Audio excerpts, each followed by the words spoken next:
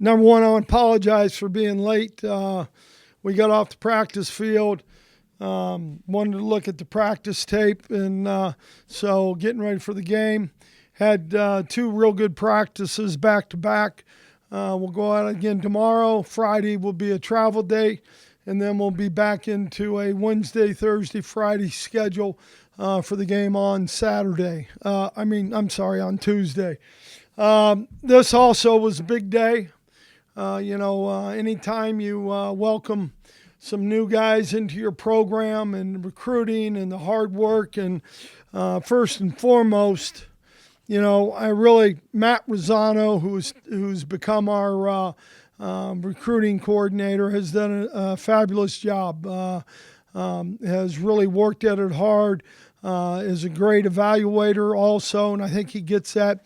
His dad works for the the Las Vegas Raiders in their player personnel, and I think he's learned an awful lot over the years. His dad's done it a long time, and Matt really does a great job for us.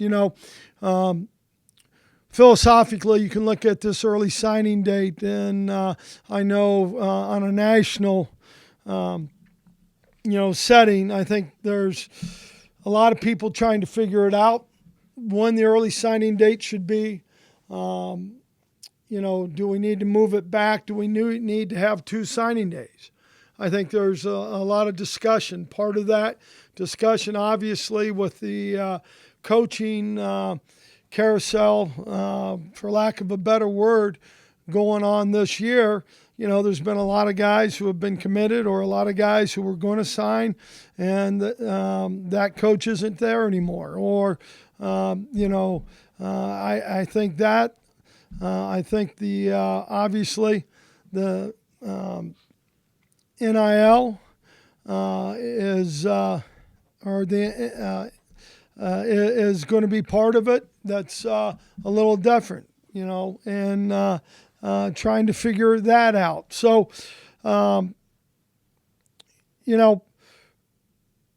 we had a really, really good class. Really happy with it. It's only 13 right now. Obviously, we will do more, and that's just part of it. But I want to thank our players, our host, the coaches. They do a heck of a job, and so we're really excited about it. The stadium, and using the stadium as a recruiting tool really has helped this class.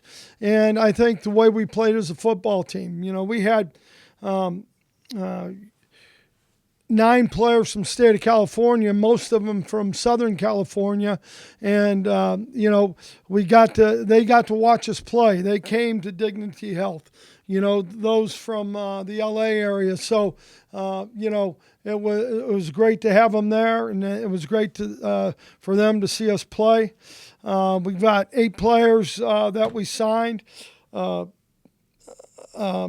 Are on offense, 5 are on defense. There's 2 quarterbacks within the class, and there are some needs out there still as we work through it. We do plan to sign more, obviously. Right now, we've got 3 of 13 early, so we feel good about it. Thank you, Coach. I appreciate that. We'll open up for questions, and let's start with Troy. Hey, Coach, covered a lot there in your opening statement. One thing you didn't mention was Matt Ariza being unanimous All-American. Obviously, a little bit off topic here, but what is that? Could you comment on the honor, him being just the second Aztec ever to be a unanimous All-American now? Well, obviously, a couple things. Number one, he's worked very hard. He's developed himself and developed his craft. I think that Troy, as much as anything, and how he produced for us. It's all about production when it comes to it, and it's exciting. I mean, when you think about the season he had and the accolades he's had. And then, Coach, a couple of the local guys signed on early with you, and I know that you recruit the local area hard. It seems like you got a couple of pretty good players there. Well, we believe me, we're going to recruit the heck out of the city of San Diego, and hopefully there'll be more to sign. But we want kids to stay home. We want to be with them. We want parents to have the ability to see them. But with Trey and Rambo both, we're really excited about them and excited about what they bring to the program. Thank you, Coach. Thanks. Thanks, Troy. We'll go to Brandon. Hello there, Coach. How you doing? Good, Brandon. How are you? Wonderful. So I know this is the one time of the year where I get to talk to you the most. So Yep. I shall. There you go. There you go. Let's start with Trey White. Just optics-wise, he looks, I think, exactly the way you want a defensive end linebacker hybrid to look. What's it going to take to make him play the Aztec way that you want him to play? Well, you know what? There's no question that he looks the part. And I can remember seeing him for the first time. He came to one of our practices in the summer, and what a great-looking kid, great family. Really had a great visit with the whole family.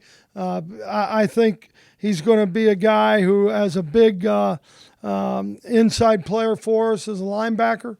I think he brings a lot to the table when you look at his girth, his size, and his power. Absolutely. When it comes to Rambo, you take him from a school that knows how to block. That is certainly sure. I'm sure you were paying attention to them up through the state championship. Yeah. When you look at him, how is he going to help develop what's become a pretty impressive couple of classes worth of linemen that you've put together?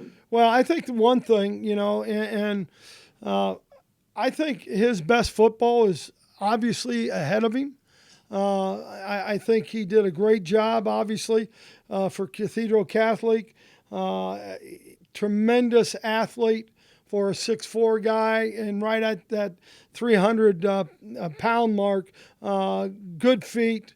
Really glad that, number one, he came here to finish off his senior year, and, he just did a heck of a job. I certainly agree with that. Right now, I think your class has only one player whose primary position is running back, and you still got 4 guys who can basically choose to come back if they want to. So should we expect any more backs in the class at this point? Well, I think, there definitely is a need. When we look at our needs and where we're at, as you said, we got some guys who could make a decision to leave, could make a decision to stay, but we're definitely going to, keep trying to get another guy who can do really good things with the football. Absolutely. I sure bet on that. Thank you very much, Coach. Thanks, Brandon. Thanks, Brandon. Let's go to Paul. Coach, congratulations on the class. Thanks, Paul. Could you just talk a little bit maybe about what Mike Goff brought to just coaching the offensive line, and if there was anything philosophically, something that you look for that might have been different than what Mike Schmidt has done over the years? Both of them, I think they have their own style, number one. They both have had different experiences, from a playing standpoint and coaching standpoint. And I think Mike has done a tremendous job. When Mike Schmidt, left, we knew we'd miss him, but we had a great replacement with Mike Goff. And our guys have responded very well to him and really like it, of how they've gone about the fundamentals of teaching how to play the position. And then Coach Heglinski, he talks about his quarterbacks being the most dangerous player on the field. About the 2 QBs that you brought in, what did you see that would give them the potential to be the most dangerous player on the field? Well, I think they're both, when you look at them, they're athletic. They both can be very accurate throwing the football. Both have really good arms. When and I'm a defensive lineman by trade, but when you watch, their follow through, the platform they use, and their body posture throwing the football. It's pretty impressive. And then, you're projected next year to have 3 freshmen, 1 upperclassman. Are you guys in the transfer market or looking to bring in another QB to add to the competition? It depends what's out there.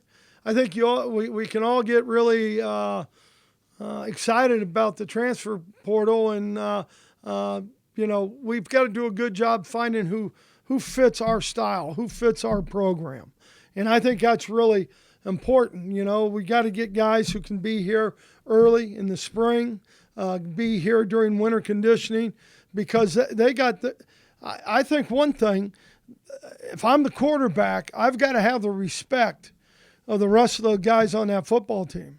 And I've got to earn that respect by how I indoctrinate myself into the football team. And the best way to do it is to kick ass when you're in that winter conditioning program. Last question for me. Yesterday you mentioned, I guess, just some of the staffing or recruiting advantages that some of the Power 5 schools may have. With the new stadium and the budget increases, could you just speculate a little bit on what's that going to mean to recruiting going forward? Paul, I think, we've been able to add a couple guys to the staff within a player personnel department or recruiting department, which has really helped out. They've done a really, really good job. And so I think from that perspective, it helps. I think the next thing, for us is to continue to concentrate in that area so we can get ahead a little bit. Thank you, Coach. Thanks. Thanks, Paul. We'll go to Lee. Hey, Brady, the 2 quarterbacks that come from Norco and the young man from Utah. Yes. More throwers or more runners?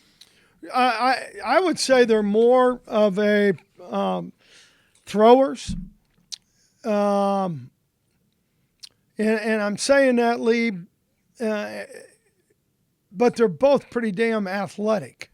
I mean, they're let me put it this way. They're not, they're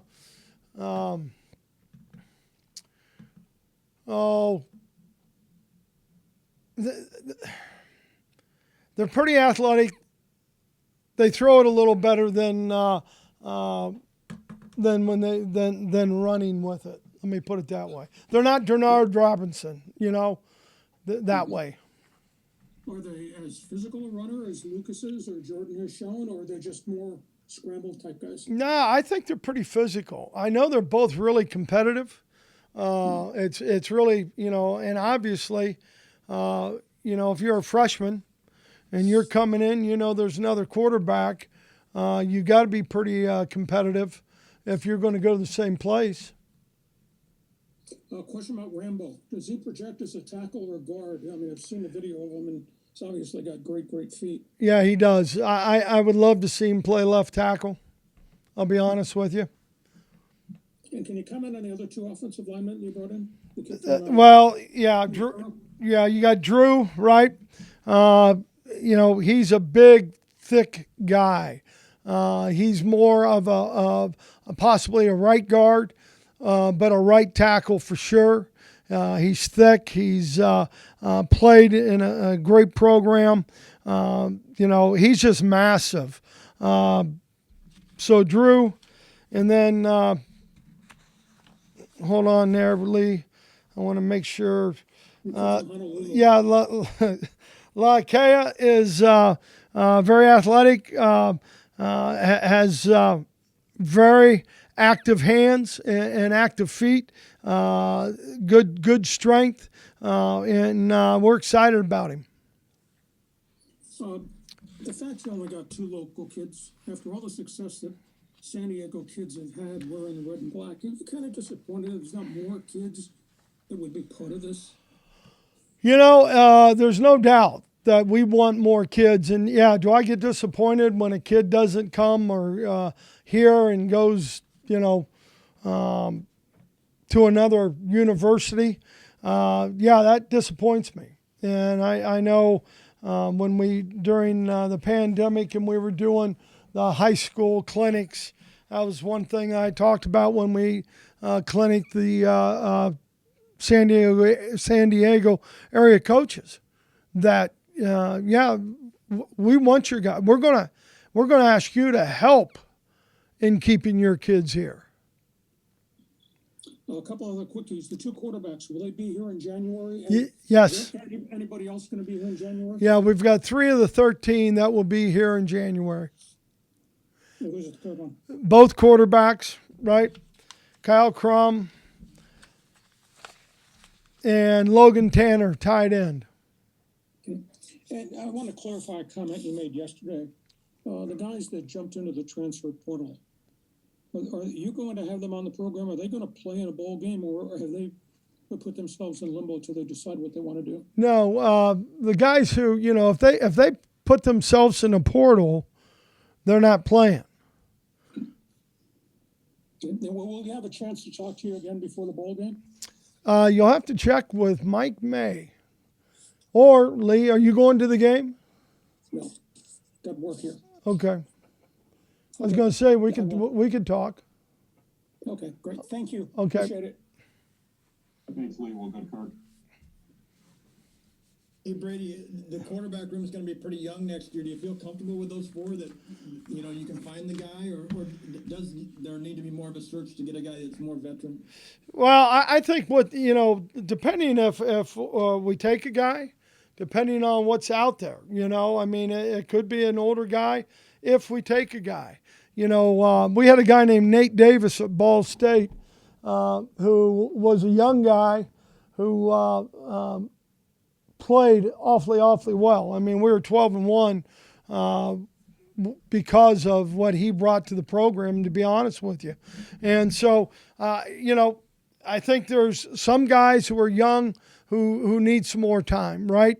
I think that we've all seen that. But I also think there's guys who can fit in to the position, into the team, into the offense seamlessly and play pretty well. And that's kind of what Nate did for us.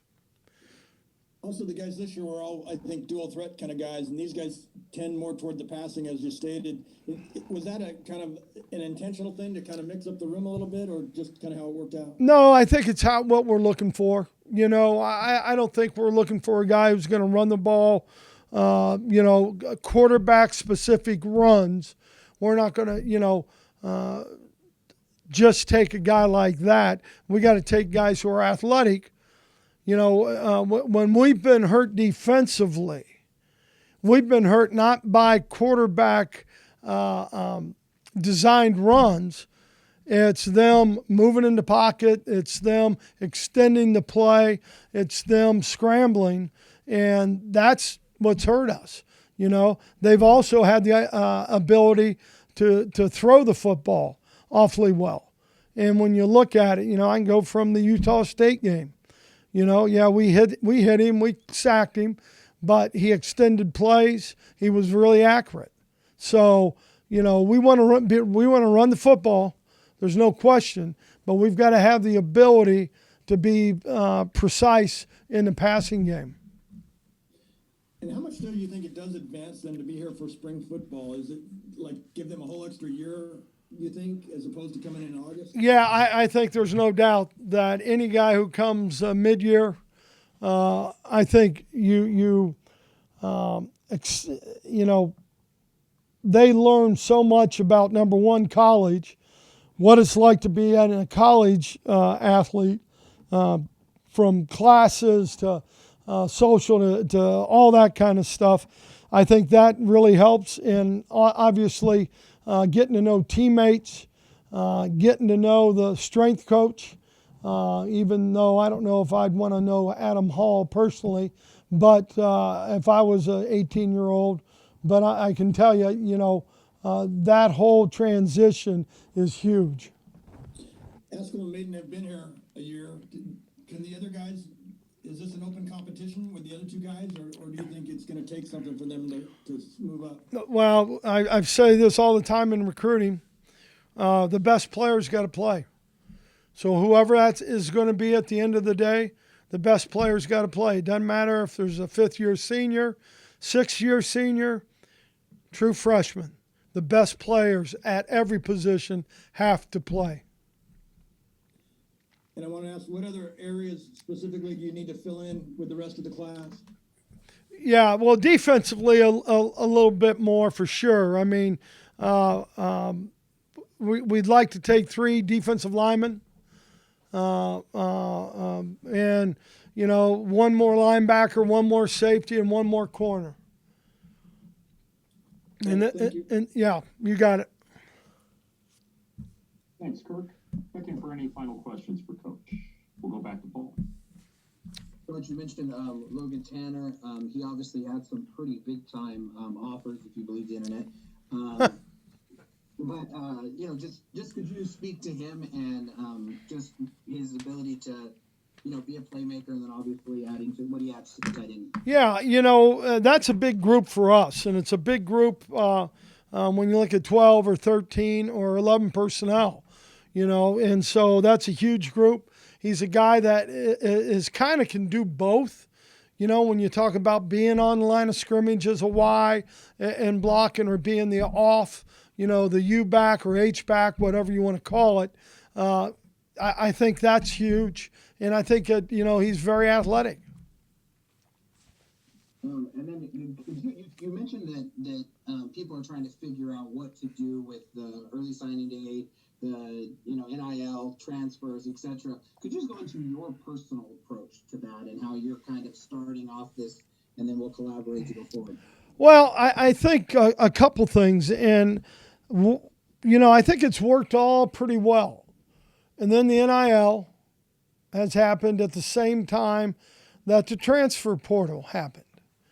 And I'm not saying that, you know, there's not a bidding war out there between what we can give Lee Hamilton in our NIL and what I'm going to give to Adam, right? So it really is something that, and then with Paul, I think the other part of it, there's been a lot of, you know, coaching changes. You know, they fired the USC coach in 2 weeks, right? So now you know, there's other guys who are moving, going other places. I understand all that, but what's fair to the kids? We've made it pretty fair with the NIL and the portal, you know. But when you've got those transitions of coaches leaving, I think that's a little different too. Thank you. You're welcome. Thanks, Paul. Back to Brandon. Hello again. First, very interesting answer there about the congruence of all these issues. I just wanted to make sure I was clear on something. Do you anticipate signing? Sorry, can you hear me, Coach? I got you. Yep. I got you. Do you anticipate signing anyone else in this 3-day period, or do you consider yourself done? I think I'm going to leave that as a surprise. I can work with that. Okay. Yeah, we hope to. There's no doubt. We're still working. Okay, I'll take it. Okay, you're welcome. Thanks, Brandon. Back to Lee. Hey, Brady, can you clarify something on the extra year of eligibility? Oh Is God. is the NFL granting seniors another year for COVID if they'd only been in the program 5 years, they get a 6th year? They added this to last year? Lee, there's. I'll be honest with you. The way, yes, they could grant you another year. Okay, you don't have to give them the other year. So that's where the transfer portal comes in. And then, depending on how many you have transfer, then you have an opportunity up to 5 or 7 to get those numbers back. So I don't know if that makes much sense, but you know, we're still a hold at 85, Lee. Okay. Not every school was at that limit. Okay. Follow up on that stuff around the conference. Are you surprised? I don't know if we'll call it poaching, but are you surprised that Hawaii's quarterback goes to San Jose, Fresno's quarterback goes to Washington, and comes right back, and Nevada's coach goes across the state line to Colorado State? It's kind of strange, isn't it? Or is this the new world? Well, that's what I think we're trying to figure out, right? I think I don't get it. Number one, I think with the the transfer portal, there's going to be a lot of that. Coaches moves, I don't, I'm not going to remark on any of those because guy's got to do what he thinks he's got to do, just like kids got to do what they think they need to do. I don't know what happened with Fresno's quarterback going to Washington and then coming back. I don't know if there was some Pac-12 rule or, I don't know. And one other question, how many more do you think you'll sign? And will most of these be in February then? Yeah, no question. Most of them be in February. We're looking at, 8 probably.